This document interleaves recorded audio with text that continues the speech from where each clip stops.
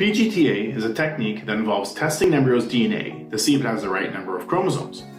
So embryos that have the right number of chromosomes are known as euploid embryos, while those that don't have the right number of chromosomes, they're called aneuploid embryos.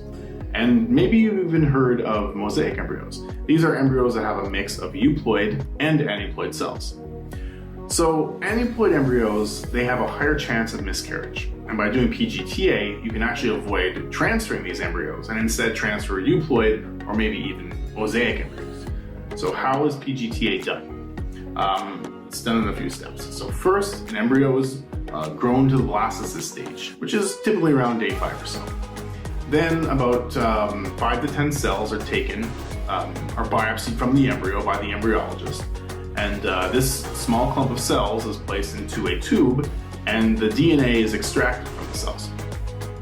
The DNA from the biopsy sample is then sequenced, and this tells you whether or not the cells of the biopsy, and therefore the embryo from which the biopsy came, whether or not they have the right number of chromosomes. So PGT-A is generally recommended for women who are at a greater risk of having aneuploid embryos, such as older women or those with recurrent miscarriages.